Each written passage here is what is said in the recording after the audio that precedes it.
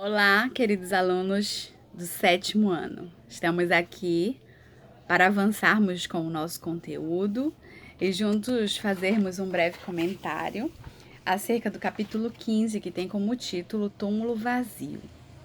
Eu convido você a curvar a sua fronte, fechar os seus olhos e juntos falarmos com Deus e convidá-lo a se fazer presente nesse momento especial. Vamos juntos? Querido Deus, estamos aqui, Senhor, juntos com um propósito de avançarmos o nosso conteúdo e esse conteúdo tão especial, tão rico, Senhor, com tanta coisa a nos ensinar. Queremos que Tu venha até nós e nos ensine exatamente aquilo que Tu desejas que nós venhamos a aprender. Esteja com cada um de nós nesse momento difícil, onde nós queríamos estar juntos, mas por algumas coisas não está sendo possível. Mas te agradecemos pela oportunidade que estamos tendo de mesmo distante, não pararmos a nossa aula e continuarmos, Senhor, avançando. Fala ao nosso coração agora, é o que nós te pedimos, em nome e por amor de Jesus. Amém. Muito bem, estamos aqui, né? E no nosso último capítulo, nós vimos ali aquele momento triste da vida de Jesus, aonde ele foi pregado ao madeiro, né? E ali ele então conclui, né, aquilo que ele veio fazer, morrer em remissão dos nossos pecados. Após a sua morte, Jesus então é levado a um túmulo, a uma sepultura, né? E ali, naqueles momentos, né, sexta-feira à tarde, as mulheres que estavam próximas a Jesus então começam o trabalho de embalsamar o corpo de Jesus, né? E aí elas limpam, né? Se você for procurar aí talvez pelo Google, né? Como que era esse processo, você vai ter muitas informações, né? Passavam óleos, né? Perfumes, essências, né? Envolviam o corpo, né? Daquele morto em panos, né? Enfim, tinha todo um processo. E aí o corpo de Jesus então é deixado ali, né? Aquela tumba, ela é lacrada com uma pedra, né? E soldados, né? Fizeram ali então a vigia, a guarda daquele túmulo, né? A história nos conta que passou o sábado e no outro dia, no primeiro dia da semana, no domingo, Jesus então ressuscita. E o interessante no nosso material, do nosso livro, é que os autores trouxeram um conteúdo bem interessante. Eles trouxeram aí como que de fato isso foi real. Houve um escritor, Josh McDowell, não sei se é assim que pronuncia, né? Que ele queria desvendar, né, desmascarar a maior fraude da história. E qual era essa maior fraude da história na cabeça dele? É desmascarar que Jesus não ressuscitou, que isso foi uma farsa. E aí ele começa a estudar, né, a história, tudo. E para surpresa dele, ele não consegue encontrar nada. E tudo que ele encontra é confirmando de que Jesus ressuscitou. E aí ele escreve um livro intitulado As Evidências da Ressurreição de Cristo. E aí o autor, então, ele menciona aqui só 4 dessas evidências, né? A primeira é que Paulo escreve que mais de 500 pessoas, né? Muitas delas ainda estavam vivas em seu tempo, tiveram a oportunidade de ver Jesus ressuscitado. Mais de 500 pessoas. A outra, né, é que Cristo realmente faleceu. Como é que a gente sabe? Quando o soldado vai lá na cruz para atestar isso e ele corta. Então vejam, Jesus não desmaiou, né? Para dizer assim, olha, ele foi uma morte súbita, né? E aí naquele dia, a cabeça voltou para o lugar, pã, acordou. Não, Jesus estava morto, literalmente, sem vida, né? Sem pulso. Depois ele comenta aqui também que essa pedra, né, na entrada desse sepulcro, ela foi lacrada e cuidadosamente vigiada pela milícia, né, de soldados aí, que eram mais ou menos entre 4 a 16 soldados romanos, né? Era um número básico para uma escolta comum. Ou seja, eles se revezavam e eles estavam ali. Então não havia possibilidade de falar assim, olha, alguém foi lá e roubou o corpo, né? Não havia essa possibilidade. E uma das outras coisas também é que diz aqui, ainda que alguns discípulos tivessem roubado o corpo de Jesus para que acreditassem em sua ressurreição, essa mentira não suportaria a perseguição que se acendeu contra a igreja, ou seja, eles jamais enfrentariam a morte por causa de uma farsa. A não ser, é claro, que essa história fosse verdadeira demais para que a negassem. Ou seja, os discípulos não aceitariam morrer da maneira como eles morreram, acreditando que tudo aquilo que eles falavam, que eles pregavam, era mentira. Então, tudo aquilo que eles falavam de fato era tão real que, em nome dessa verdade, eles foram decapitados, eles foram pregados numa cruz de cabeça para baixo, porque não se sentiam à vontade de morrerem da mesma maneira que o próprio Deus morreu. Então, ao invés de serem crucificados normal, com a cabeça para cima, eles pediram que virassem. E da pior maneira, talvez, possível, eles morreram. Outros foram lançados em um caldeirão com óleo fervendo, né? Outros foram apedrejados, né? Para morrer ali. Gente, foi cada situação terrível, né? E eles morreram em nome da verdade. O fato é, crianças, é que Jesus de fato ressuscitou. Ele vence a morte. E hoje ele não está mais preso numa cruz. Hoje ele não se encontra em um túmulo. Os seus restos mortais não estão em lugar nenhum. Mas ele está vivo, tão vivo, né? E isso é tão certo, é tão real como o ar que nós estamos respirando agora.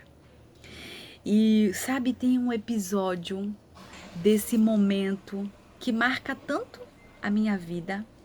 Sabe que as mulheres, elas voltam lá no túmulo no domingo. E há indícios, né, a história, né, existem historiadores que contam que aquele serviço que elas começaram a fazer na sexta-feira, elas não conseguiram terminar, concluir. E como elas guardavam o sábado, no sábado elas não voltam. E elas voltam então no domingo, para então terminar, né, o embalsamento daquele corpo, né? E para surpresa, quando elas chegam ali, o que é que elas encontram? O túmulo vazio. E existem duas lições fantásticas que eu queria compartilhar com vocês agora. A primeira é que quando elas chegam ali, elas encontram o lenço, o pano que envolvia o rosto de Jesus dobrado, bem dobradinho. E essa lição é uma lição surpreendente. Sabe o que acontecia? Os grandes, os donos, os anfitriões, os pais, os líderes das casas, né?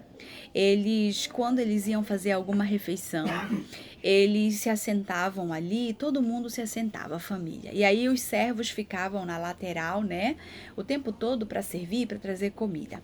Se aquele líder, né, se aquele patriarca, aquele pai, se levantasse por um momento ali da mesa e, porventura, eles deixassem aquele paninho, o lenço de limpar a boca, né? O guardanapo de limpar a boca dobrado, os servos não poderiam recolher a mesa, não poderiam tirar, porque aquele era um sinal de que aquele pai, né, de que o patrão, ele voltaria. Ele voltaria para terminar a refeição. Agora, se porventura aquele guardanapo estivesse jogado, né, e ao invés de dobrado, estivesse colocado de qualquer jeito, os servos poderiam recolher a mesa, inclusive se ainda houvessem pessoas, né? Por quê? Porque aquele era um sinal de que o pai, né, aquele homem, não voltaria mais para lá. E os indícios nos mostram que aquele lenço estava dobrado. Isso mostra para mim que Jesus, ele vai voltar. Ele vai cumprir com a sua promessa. Ele não nos deixou aqui e jogou o lenço e disse assim: eu não volto mais. Mas ele dobra e diz: eu voltarei.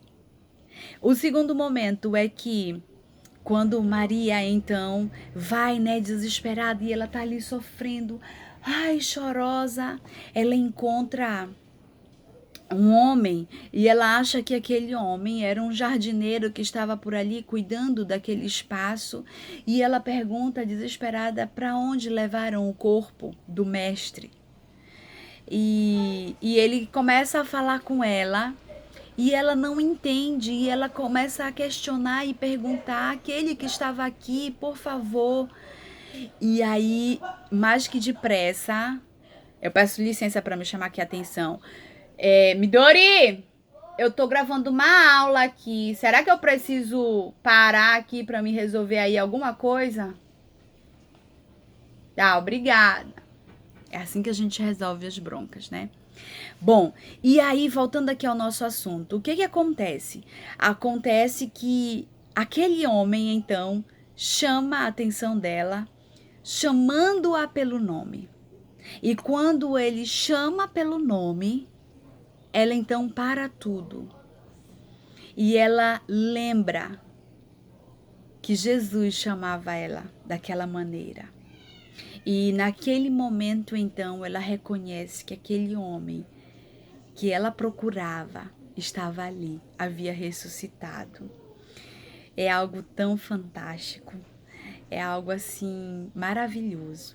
Eu quero concluir esse nosso resuminho desse nosso capítulo maravilhoso, que vem aí confirmando aquilo que a gente já sabia, que Jesus ressuscita, né?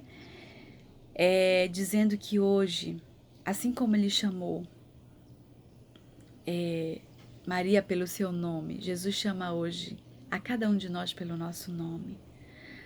Porque as coisas desse mundo fazem com que a gente não consiga enxergá-lo, faz com que a gente não consiga ouvir a sua voz, falando assim: olha, Rafa, é por aqui. Olha, Pedro, olha, Guilherme, olha, Luiz Felipe, Maria, Rebeca, olha, o caminho é esse, venham, é por aqui que vocês vão conseguir me encontrar no final.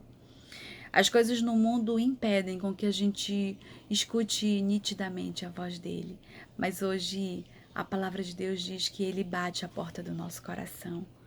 E eu fico imaginando ele nos chamando do lado de fora. E sabe, que hoje a gente possa fazer como aquela mulher fez. Além de ouvir, além de reconhecer a voz de Jesus, se alegrar e procurar anunciar, que foi o que ela fez, a todas as pessoas, que ele não estava mais morto, mas que ele vivia, né? E aí mesmo ele indo, ele deixando o seu santo e bom espírito, ela continuava a proclamar, a falar desse Deus maravilhoso. Que nós possamos continuar agora a aguardá-lo pela segunda vez, porque ele prometeu que voltem. Em Apocalipse, no último capítulo, ele fala por 3 vezes. Ele diz, ele afirma e Ele confirma que Ele vai voltar.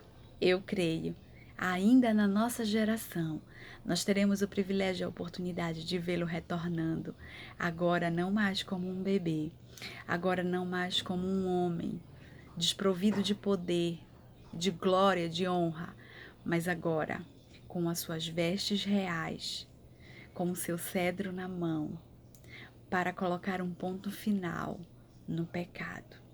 Que eu e você possamos ouvir a sua voz, nos voltar para Ele, né? Entregar a nossa vida, o nosso coração para Ele e nos prepararmos para esse breve encontro que nós teremos.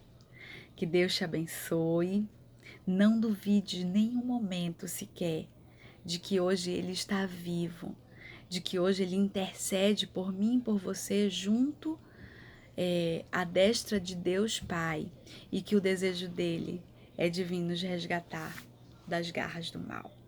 Que Deus te abençoe, um forte abraço e que Jesus esteja aí o tempo todo ao seu lado.